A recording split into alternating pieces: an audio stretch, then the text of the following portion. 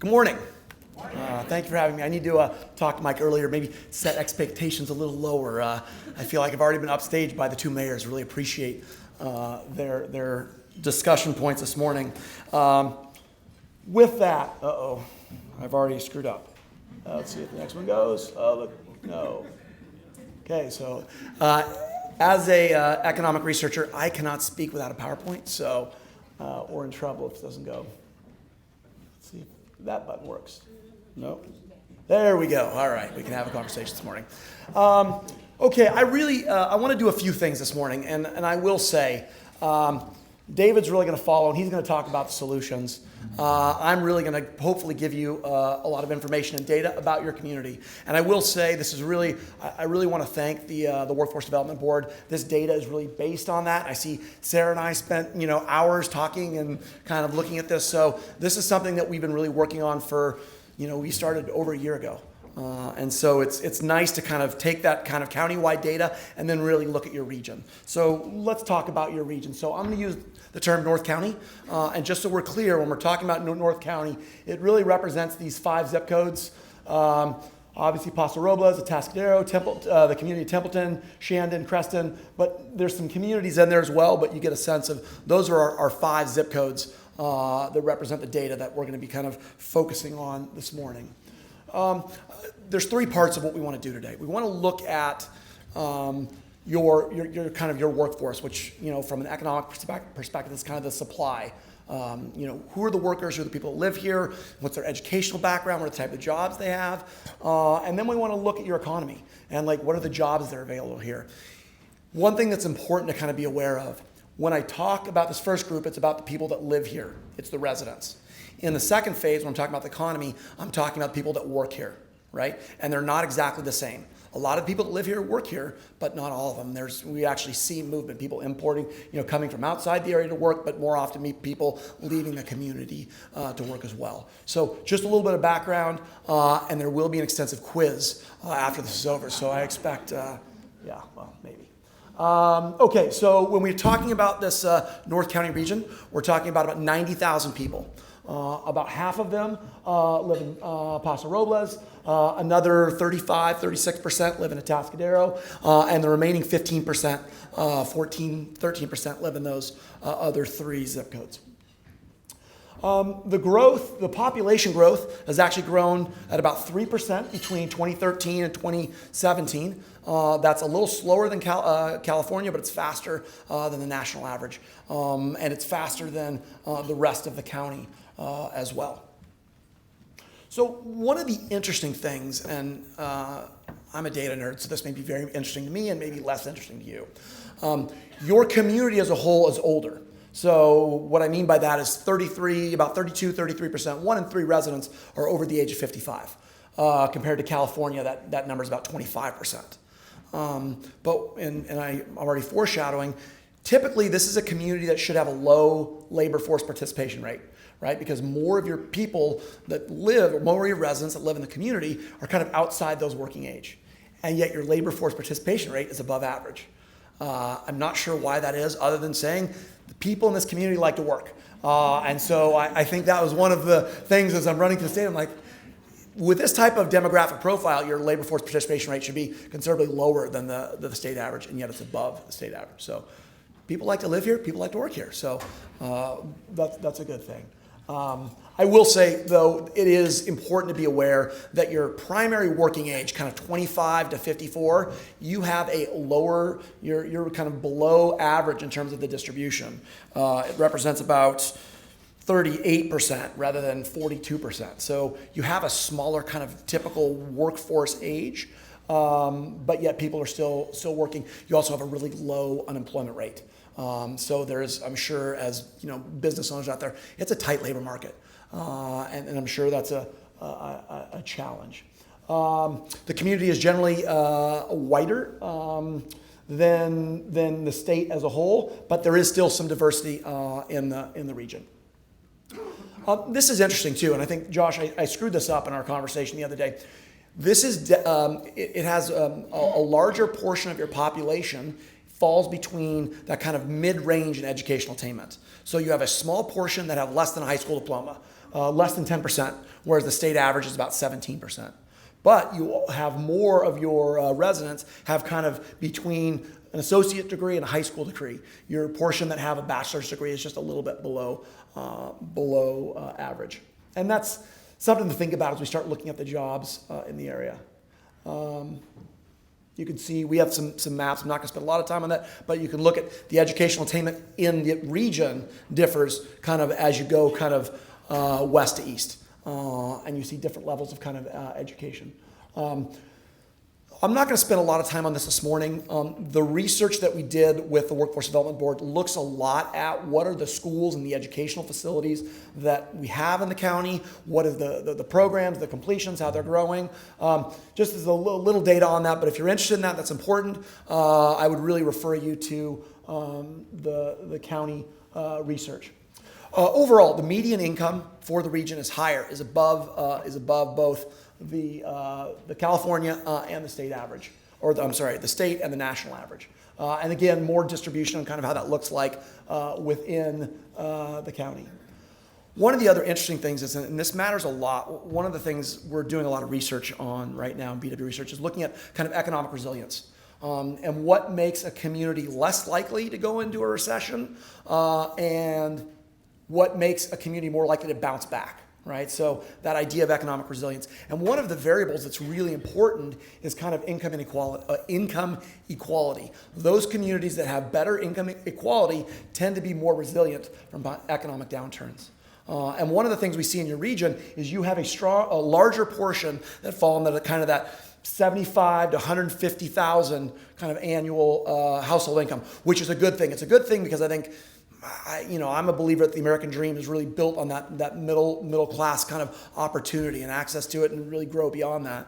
But I think it's also important if we just look at it from a data perspective in terms of those communities that tend to be more economic resilient, and we'll jump into that as well. One of the other things I think, and there's some data in here that we'll talk about, but one of the areas that we talk about in terms of economic insecurity, the typical rate is the poverty rate. Some of you who have heard me speak before know I hate the poverty rate. Why do I hate the poverty rate? Because it's based on the cost of food. That was really important 100 years ago. What is the number one driver? So here's your first part of that quiz we're going to do. What's the number one expense for most households? Housing. It's a smart group. It usually takes a little longer than that. I don't always say that too. I'll get myself in trouble. Anyway, the point here is one of the ways we like to look at economic insecurity is we look at the portion of households that are spending over 35 to 40% of their gross income, even before taxes, on housing. And that gives you a sense of the households that are struggling to get by because they're putting such a large portion of their gross income in housing. One of the good things is in this area, these numbers are relatively low. And they're still too high, right? So, for example, renters in the east part, 46%, if I'm looking at that number right, 47% spend at least 35% of their gross income on housing. That's a high number. But on the whole, the region is relatively, and we heard the mayors talk about this, they're doing a good job in terms of keeping housing at a reasonable rate, at least compared to California as a whole. It's still higher, and it's still a challenge, but not as much as it could be, and we can dive into those details if we like. There is some data in terms of commute patterns. Commute patterns are important and how people are commuting. Overall, you actually are, relatively, particularly in less urban areas, or I should say urban centers, you tend to have much lower levels of carpooling in terms of working home. That's not the case here. You actually have above average carpooling, not much above average, but for this type of community, it's pretty strong. And commutes on the whole commute times, it may not feel like this, they're a little bit lower than California average. Okay, so we've been talking about the residents, the people that live here. Now we're going to talk about the economy and the jobs, the people that work here. On the whole, you remember the total population is about 90,000 in our region. There's about 35,000, 36,000 jobs. About 53% of the jobs are in Paso Robles. About 29%. I think the mayor said that Atascadero used to be really a bedroom community. That's changing. They represent Atascadero has about 15% of the population, about 29% of the jobs. The other three, Atascadero is 29%, Templeton about 17%. Very few jobs in the other two zip codes in kind of the southeast and the eastern portions of your region. In terms of growth, employment growth, over from 2013 to 2018, about 11% growth, which is 10% growth, well above the national average, just a little bit below California's average. Again, this goes back to the overall unemployment rate. In California, it's about 4.2%. In our region, it's 2.6%. We can discuss, and nobody else other than maybe myself wants to talk about the natural rate of unemployment is, but typically they assume that they've kind of brought it down to about 4%, 3.5%. We're below the natural rate of unemployment, meaning there's very little kind of ability to find people that aren't working. Other important thing, like I said before, your labor force participation rate is just above average, but really weird considering your demographic profile. It should be one where you're well below. This is something, and again, I could spend a half hour, and I'm not going to. This is looking at, so what we have at the bottom is we have the different types of jobs. And we heard the Mayor Moreno use the term head household jobs. I've heard that. We tend to use kind of what we call kind of tier 1, tier 2, and tier 3. But tier 1 jobs are your higher skilled, higher paying positions. In this case, they tend to be that first management, business, science, and arts occupations. Those tend to have a higher pay. And one of the challenges that the community has is that you have 16,000 people that live in your region that work in those jobs. And yet the region only has 6,700 of those jobs. There's about a 2-to-1 difference between head of household or tier 1 jobs between the people that live here and the jobs that are available within the North County region. In the other jobs, service occupations, sales and office occupations, it's a much kind of closer kind of mix between the people that live here and the jobs that are available in the region. On the whole, though, you're still what we would consider more like a bedroom community in that 20% of your total jobs are exported, meaning if you had 100 people, 20 of them are leaving, overall net to work outside of the region. I looked at some data a few years ago. That's changing though. So that number was bigger about 4 years ago. And remember, we're always about 2 years behind because it takes that long to kind of pull the detail on this. But that is interesting, and this is something I would really want to track over time. Because we're seeing it change, and on my expectations based on what I'm seeing in terms of growth and some of the entrepreneurship activity, this 20% net export, within the next 5 to 6 years could be closer to zero, and who knows, at some point, given all the expectations, you may be even bringing people in from outside of the region. Okay, so this is, I want to give you, define, so the term head household, I like that, I think it's probably a little more intuitive, but we have what we call tier 1, tier 2, and tier 3 jobs. Tier 1 are your higher skilled, higher wage positions. In the region, they pay about $87,000 a year. In California, they pay about $100,000 a year. There is a little bit of a wage discrepancy at that highest level. Tier 2 are your middle skilled, middle wage jobs. In 2018, in the region, they paid $51,000. In California, they average about $54,000. Tier 3 are typically your lower skilled, lower wage positions. They pay about $28,000 to $30,000 a year. One of the challenges, there's a lot of discussion about income inequality. We can talk about it from a political perspective, but I would argue, so I've done probably far too much research in this area, about 35, 40 years ago, 80% of our jobs were tier 2. About 10% were tier 1 and about 10% were tier 3. Today, that is about 40% of your jobs are tier 2. Right? And so when we talk about income inequality, it's really about the composition of jobs. Now we can talk about how that is and industry composition, all that, but that's really kind of the driver behind why there is this growing income inequality. So here's 2 charts. The chart here shows the first bar is North County region, second is California, the third is USA. This is kind of probably the biggest challenge the region faces. 14% of your jobs are tier 1, 32% are tier 2, and 53% are tier 3. And remember, that's the jobs that, That's the jobs that are in the region. That's not the jobs that your residents are working in. Part of what's happening is your higher skilled residents are leaving the area and bringing back in money because your median income is above average, and yet you have a larger portion of tier 3 jobs. Meaning the reason you're above average in terms of household income is because you're working in jobs that pay more outside the region. Good news, bad news, over the last 5 years, the number 2 jobs that are growing, and this is kind of following a national average, your tier 3 and your tier 1 jobs are growing fastest, and your tier 2 jobs have the slowest growth. And if we look at the Great Recession, one of the interesting things, we don't go back all the way to 2008, but between 2008 and 2010, tier 1 and tier 3 jobs actually grew, right?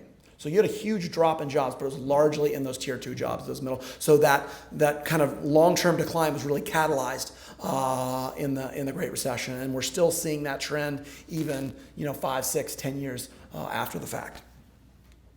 Okay, this is one of the bright spots in the activity. One of the things I love to look at is entrepreneurship activity and business birth rates. So now again, we're a few years behind. This is from 2014 to 2016. We really saw an uptick in entrepreneurial activity in the region, higher than both the national and the statewide average, which again wouldn't be expected from a smaller. Most entrepreneurship activity, if you look at it nationally, tends to happen in the highly urban metro kind of centers. And we're seeing this community with more entrepreneurial activity and that business birth rate. Okay, I've got a lot of data really looking at industry clusters. And I think part of the reason we do this is because that whole kind of analysis of jobs and job quality is largely driven by the type of industries that you have within your community. At the end of the day, retail just has a lot of tier 3 jobs. It's just kind of the nature of it. Whereas, industries like, fire. So fire is not the fire department. Anybody know what that acronym is? I know Dawn knows, but and Sarah knows too. Finance, insurance, and real estate, right? And so that's been an important part. It's shown. So let me real quickly on these charts. The vertical axis is average wages, and these are your high wage industry clusters. Anywhere between 75 and 80,000, all the way up to 150. And the horizontal axis is really how these industries have grown over the last 5 years, from 2013 to 2018. And we can see that you don't see it very well. Biotechnology and the size of the sphere is the relative portion of jobs. So there's quite a bit of employment in public services and infrastructure, fair bit in finance, insurance, and real estate, very little in biotechnology and biomedical devices. ICT, information and communication technologies, those are relatively small industry clusters.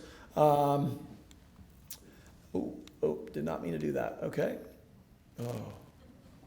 Let's see if I can do this. Okay, and this is your middle wage industry clusters. You can see building and design, education and knowledge creation, healthcare. These have all grown by over 20%, and in some ways these have really been the star of the region over the last 5 years. And the reason they're the star is not only because they've grown, but they've grown with a lot of tier 1 and tier 2 jobs. Professional and business services has really declined in the area. That really follows a national trend. One of the things we've seen in the last 10 years is professional and business services. A lot of those services have really moved to the web, and they're typically been more centralized in kind of urban metropolitan cores. And so we see the similar trend in Santa Barbara. We see it in Monterey. And so the Central Coast has really, in general, lost a lot of these professional and business service positions. And then our lower wage, lower income industry clusters, agriculture and food, and tourism and hospitality and recreation have both grown considerably in that 5-year span. Retail is remained about flat, and some of the other services, dry cleaners, stuff like that, have declined. So we can spend a lot more time on that, and I'm not going to go through all of this data. We'll make this presentation available, but what it does is we look at some of what we think are these key industry clusters. We're looking at the industries, and we're looking at the jobs that have really changed in those over the last 5 years. So for some of those that are really interested in kind of the detail in terms of workforce development and where these different industries, this is for healthcare, and we can see some of the jobs. One of the challenges I will say of healthcare in this region is there's a lot of it is in long-term care. And long-term care tends to pay a little less than some of the allied health positions. And you want to be aware of that. But there is growth in almost all of the occupations in almost all of the industries in healthcare within the region. Agriculture and food. Again, there's a lot of data here. The one I want to point out is wineries. From 2013 to 2018, their total employment has increased by over 50%. The real value of that is not only the increasing by 50%, their average wage is about $60,000. So these are higher paying jobs. And again, I will say too, Josh, thank you very much for the wine. I got my own little special bottle of Paso Robles wine, so I'm very excited to share that with the wife at some point. Anyway, deviating from our discussion, one of the challenges though, 25% of your jobs are in Tier 1 and Tier 2, about 75% are in Tier 3. Building and design. This is an industry or an industry cluster that's really grown, has done well. And again, the nice thing is it's 85% of the jobs are Tier 1 and Tier 2. And again, a lot of the work, one of the things we're seeing is instead of a lot of the big kind of construction projects, what's growing tends to be the smaller stuff. And a lot of very kind of niche opportunities rather than one big, huge, project. And that's a good thing. That's a good thing for kind of the long-term resilience and expectations for the region. Okay, education and knowledge creation. I think one of the important things about this industry, 60% of the jobs are Tier 1 and Tier 2. Finance, insurance, and real estate. I mean, look, that's about as nice of a distribution in terms of balance, kind of Tier 1, Tier 2, and Tier 3. One of the values of finance, insurance, and real estate, there is enough Tier 3 jobs that there's some good entry-level positions. But I would argue, as we look at kind of, I have a student that's entering college, and one of the things I'm telling him is, you want to get your degree, that's important, educational foundation is important, but get into an industry, even if it pays a little less, that has opportunity. Right? And finance, insurance, and real estate is one of those where there are a lot of career pathways and there are opportunities for growth. And I think that's valuable as we kind of look at career pathways and how we look at kind of the world of work over the next 10 to 15 years. Okay, so I've thrown a bunch of data. I expect you to remember all of it. I'll be very disappointed if you don't. But what does this mean, and what are kind of my key takeaways as I look at this?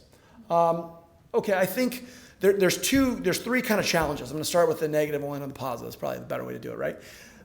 There is some economic insecurity, and it largely ties to the job profile. 53% of the jobs are Tier 3, right? And I think that's one of the, I would say, the biggest challenges. Certainly you don't, I would argue, in this community with 2.6 unemployment, you don't need to create, I still hear, we need more jobs, we need more jobs.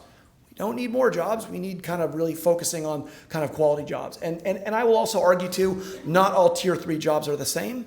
I've done a lot of work. We just did a study looking at the tourism industry in Santa Cruz.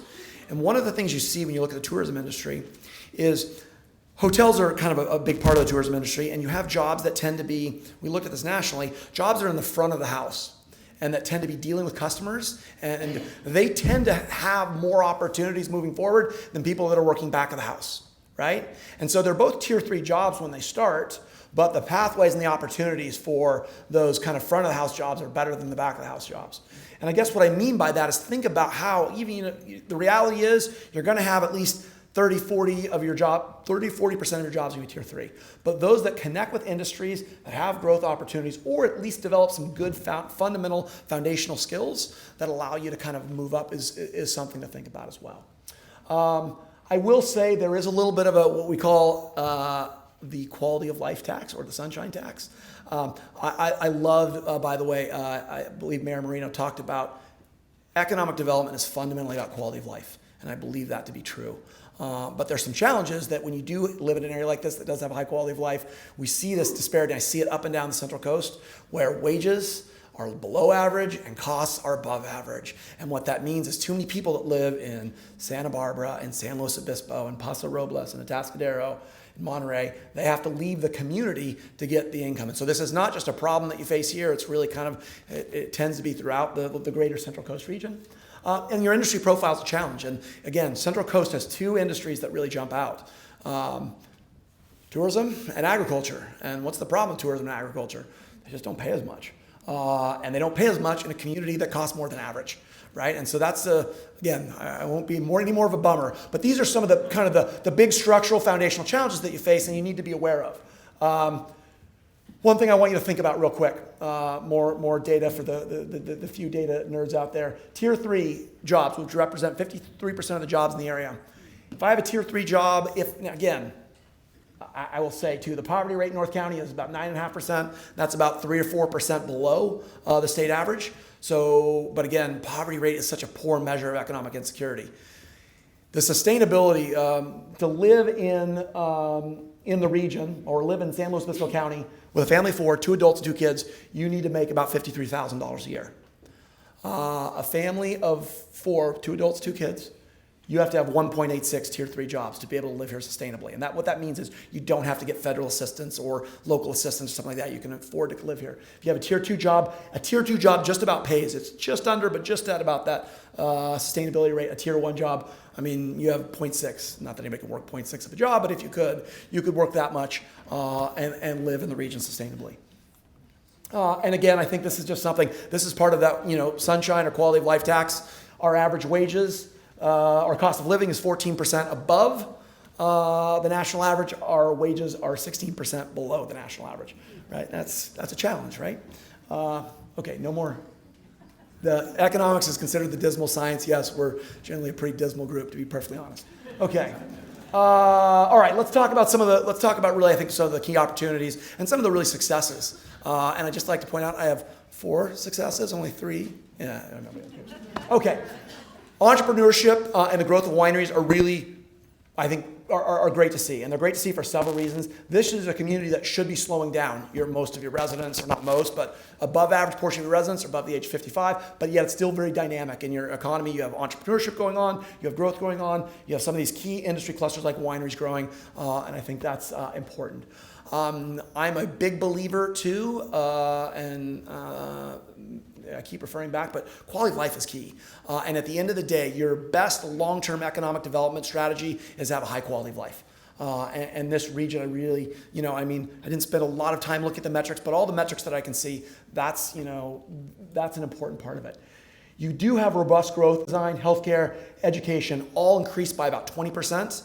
They all have above average concentrations here, and their pay is, they have a large portion of tier 1 and tier 2 jobs.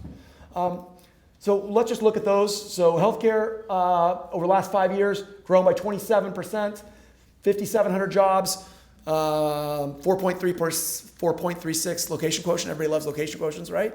No, okay.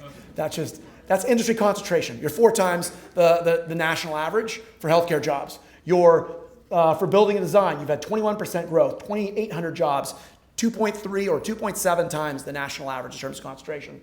Education and knowledge creation, 21% growth, 2,700 jobs, 2.5% or 2.5 times the national average in terms of industry concentration. These are all industry clusters that are doing well, that are important, that provide some good higher paying jobs.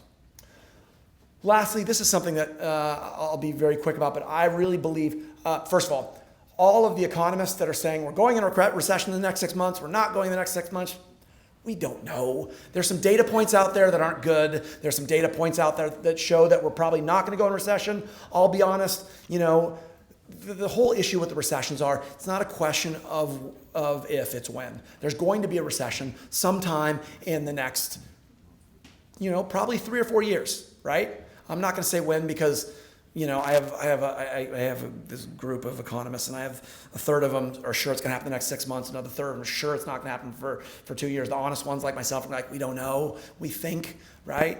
But that being said, you need to be prepared for some, not only downturn, I think downturn is the wrong thing to think about. Think about changes, and there is volatility. We know there's volatility in industries and jobs. And how do we as a region remain economically resilient? Knowing that, here's the reality too. Economists and researchers like mine, we're better at pointing out things that are going away. We're not as good at figuring out what's coming up next, right? So what are the things to think about? And we looked at that. I think my time is up, but thank you very much. We'll take 2 questions. Okay, we will. We'll take 2 questions, I guess. Any questions? It is included, I will say, San Miguel is included in the Workforce Development Board research. It's in the Paso zip code. And it's part of the Paso zip code, but it wasn't the 5 zip codes I was given for this. Good question. Anything else? Any other questions? Okay, on that note, thank you very much.